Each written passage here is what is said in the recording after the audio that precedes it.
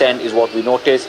You also had some bit of green, at least on the index. Idea, Coal India and Infosys were a handful of those counters that actually managed to see some bit of a positive close on the index. But the action was beyond the indexes. And JP Associates all take a massive knock today. Take a look at the kind of carnage that we saw on JP Associates, 20-21% lower. HDL down 6.5%. Unitech was another counter as well that lost out heavily. And then you had a whole host of the infra names. HCC, Lanco Infra, GMR Infra, anything and everything to do with the beta play or the realty and the infra space was getting hammered today is what we saw. Beyond that, you also had some bit of adjustment take place on the entire Adani group itself for the simple reason the restructuring comes into effect. They actually went ex-spin-off today. So Adani Enterprise was down 80 to 83%. But remember, that's just an adjustment that's taking place. Adani Port and Adani Power also were somewhat lower. But that'll get adjusted as shares get allocated. The Maggi issue for Nestle is clearly getting played out here with a 9% cut is what we saw on this counter as far as this counter was concerned. And Unitech was another counter that I was mentioning earlier. If you look at the kind of performance Unitech saw in terms of trade today, massive knock coming in on that counter, 35-36% lower. Just giving you an indication the kind of sell-off that we've seen on the broader markets. But all in all, markets once again having a tough session. Nifty closing below that 8150 mark. And remember, the support somewhere around for this market is in the range of 8050, 8100. Let's see if it manages to hold that or not. Thanks very much, Priyank. In fact, let's focus on some of those counters that Priyank was talking about, companies that are saddled with huge debt that got hammered in trade today. These are the companies, of course, that may find it difficult to restructure until interest rates come down. Pranay is joining us.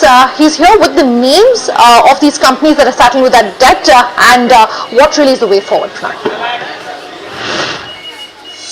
Well, yes, in fact, across the board, if you take into account metal companies, infra companies, real estate companies, debt has been clearly a big overhang. And not only that, even the shorter term loans that entails the working capital, which ultimately reflects on the interest cost, has also been a strain on the P&L for the fourth quarter gone by across these companies. If you talk about JSPL, the debt net debt year end, the December number, and I clearly remember for the March end number, this was 35,000 crore, a 7,000 crore bump.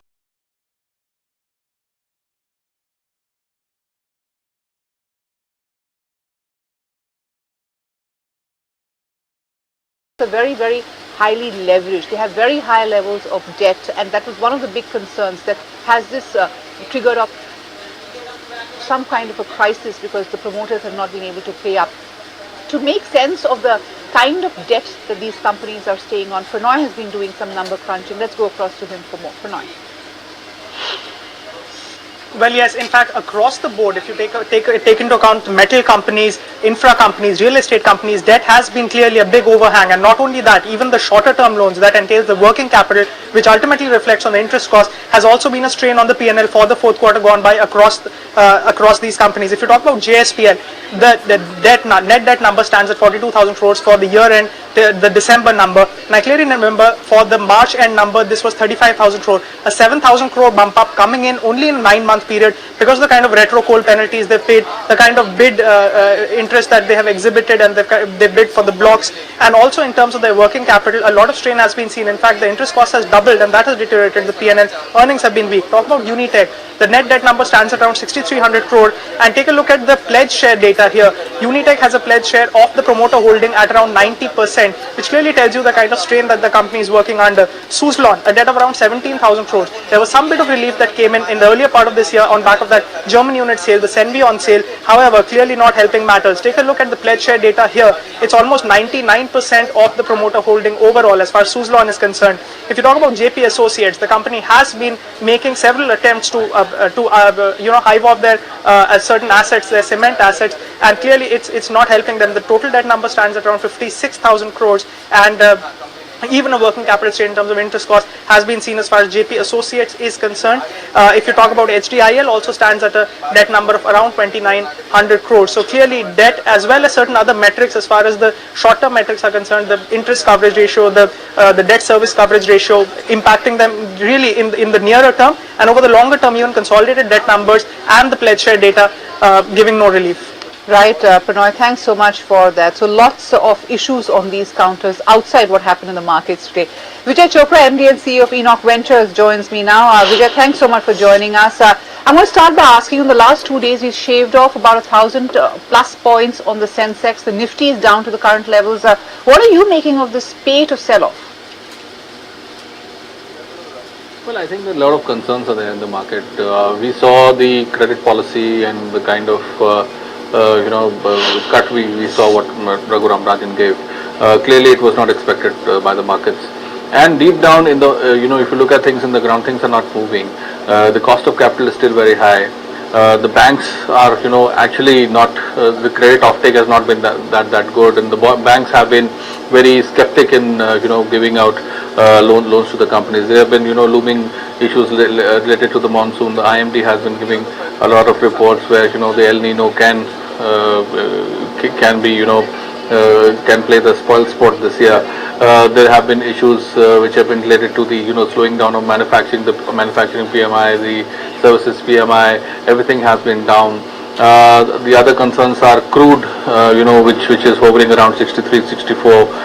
It's again an issue. The dollar strengthening is an issue. So there are a lot of issues around what has happened. So it is primarily a snowballing effect, and above all, the kind of Q4 numbers we've seen. So the confidence actually is breaking down what we saw in the markets. Of course, the kind of carnage we saw in all the housing related counters, which are primarily interest rate sensitive as well. I think that there has been some major brokerage, major brokerages which have sold their positions. So that's how the trigger took place. So overall, a lot of worries in the market. But I think that this mayhem should stop. My take would be that the bottom could be around 8,000, where we saw that the Nifty earlier also actually rebounded from there. So around 8,000 levels or 8,050 could be the levels from where the markets can rebound, and it would be a good time to buy really strong companies. Right, that's quite an exhaustive take on the markets and what happened today, Vijay. But I'm going to break it up a little and ask you a couple of questions. My first question is this: as you mentioned, real estate and infrastructure stocks, many of them highly leveraged, saw a huge amount of sell-off. Has there been panic because these are high volume stocks which are normally traders' favorites? So could there be a residual impact of this kind of sell-off going to trade tomorrow? Well, definitely there is going to be some impact, the kind of sell-off we saw. But the one thing which I would appreciate, that from 650 odd levels, Unitech, company like Unitech, it rebounded to 9 odd levels. Even JPSSC rebounded from the bottom. So there was some kind of maybe it was a short covering, maybe the company's management came into the picture and started buying their own stock at lower levels. Probably it could be a combination of a lot of things. Maybe brokerages have sold. Maybe there was a block deal which has happened. So this snowballing effect could probably take down the market a bit further, because there's a crisis of confidence as of now. The government has completed 1 year in office. There are a lot of things which were promised and which have not happened on the ground. And the stark reality is that the things which were favorable a year ago, like the crude prices which came down, now they are inching up. The inflation is again showing its teeth. So a lot of combined issues. And you talked about the debt on these companies. I think that the debt hasn't come overnight. So this debt has been hanging around for maybe some years now. And I personally am not very comfortable with leveraged balance sheets, and someday it has to happen that a leveraged balance sheet, the leverage takes toll on the stock. So that's what we have seen, the snowballing effect on most of the counters today. So maybe the brokerages where the positions were leveraged and the promoters had pledged their stocks, they started selling the stock. Okay. Let's look at the island that actually held out today, and three important themes over there. And I'm going to ask you, Vijay, for the first one: coal, NTPC, Coal India, NTPC, Power Grid. These stocks held out. In fact, as a channel, we had the full focus today on the coal piece and how the government's efforts over there seem to have eased it off. What's your fundamental call on these stocks?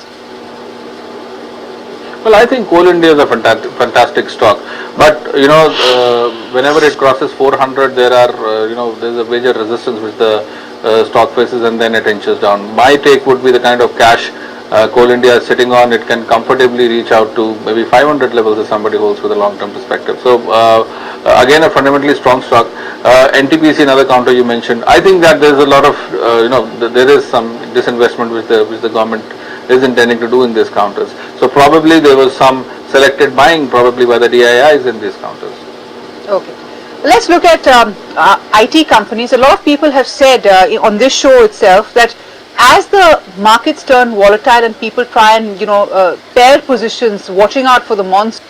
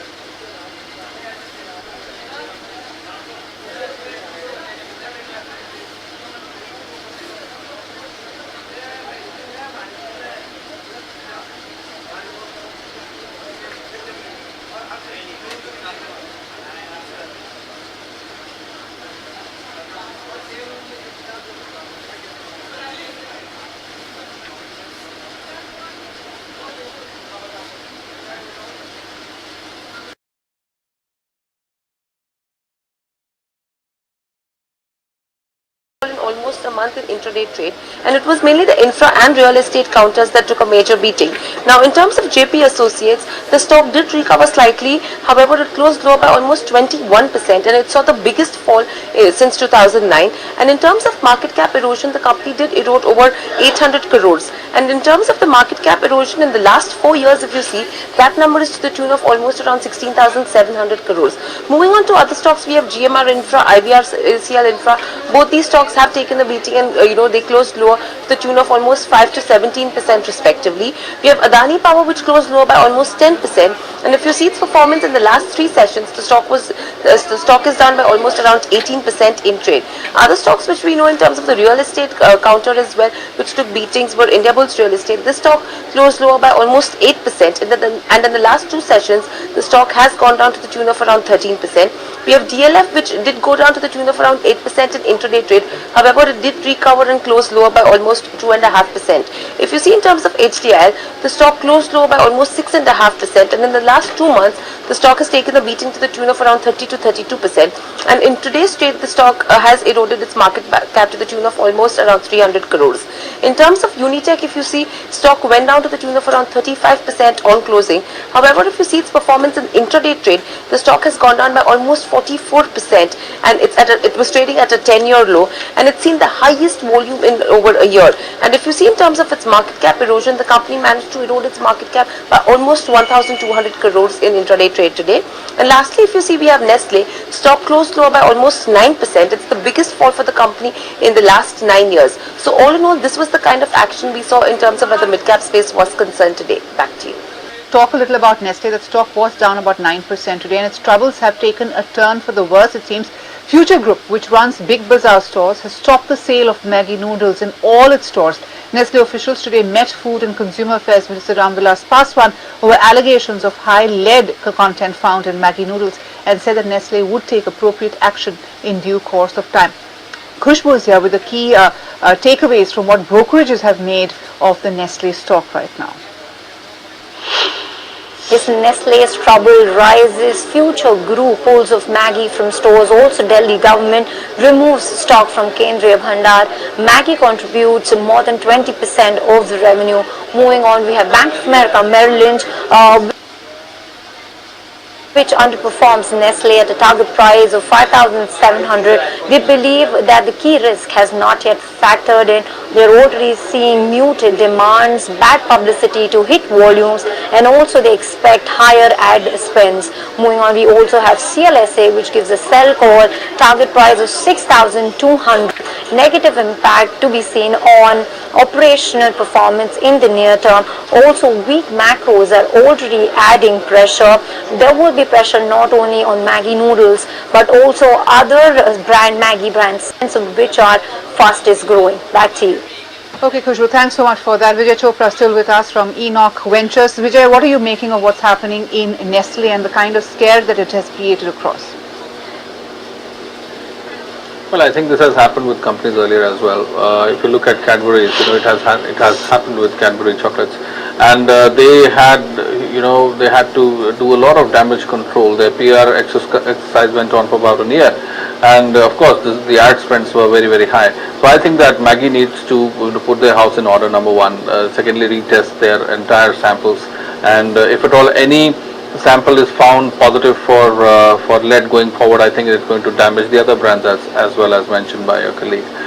So I think that I would be very skeptic on Nestle, and the cut could go further to maybe 5,500. So the stock has already corrected about, if it goes down to that level, about 2,000 odd rupees.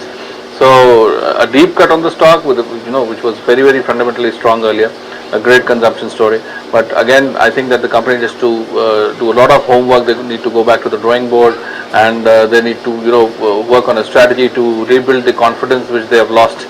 And they also need to talk to the government, and maybe, because Delhi government today has banned, it has been banned in Kerala, in other states as well. I think that they have to have a nationwide blitzkrieg on restoring the confidence in the company. I think that Nestle must be working on that, and we should see some action in the near term.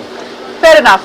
Vijay, one segment that was the worst off, if you look at the sectoral piece, was really real estate. We have spoken about some of the stocks which really corrected, and I think Unitech and HDIL would be the big reasons for this. But fundamentally, with a possible pause on rate cuts from here and the huge inventory issues and the fact that these companies have not really gotten over the crisis of the last couple of years, what's your call on this sector? How much pain do you see here? Well, I think that pain is going to continue until we are not going to witness the serious rate cuts, because with 25 basis points cut anyway, it's both ways. Number one, for the customers, if the rates come down, it's good for the customers and the consumers who are going to buy more into the real estate piece.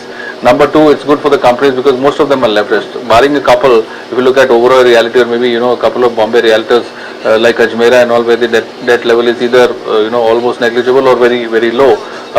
Most of the real estate companies in the country are heavily leveraged.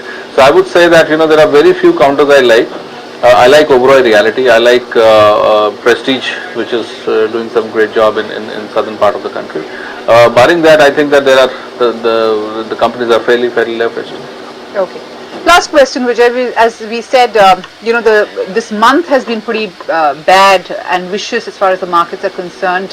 The big fear on the horizon is the monsoon, which we'll get a picture of only by July, I guess, in the middle of July, when we know what the numbers are looking like in terms of spread, etc.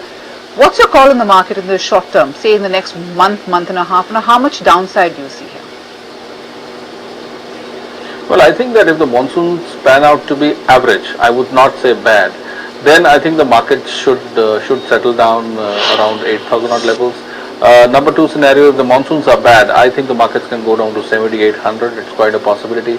And of course, if monsoons are better than what is expected, then I think that markets can inch back to 8,500, 8,600 odd levels. There are major stocks, companies like ITC and Hindustan Lever there in FMCG, the entire auto pack, which gets hammered when monsoons are not good, because most of the consumption of the two-wheeler segment and the lower segment in the cars, the consumers are in the villages.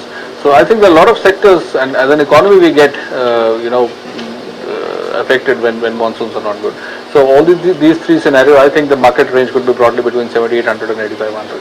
And that's pretty much the range that we have been as far as the markets are concerned. So the range continuing until real signs of recovery come in for the economy. Vijay, thanks so much for joining us. Always great talking to you. With that, it's a wrap on Market Rewind. Thank you for joining us.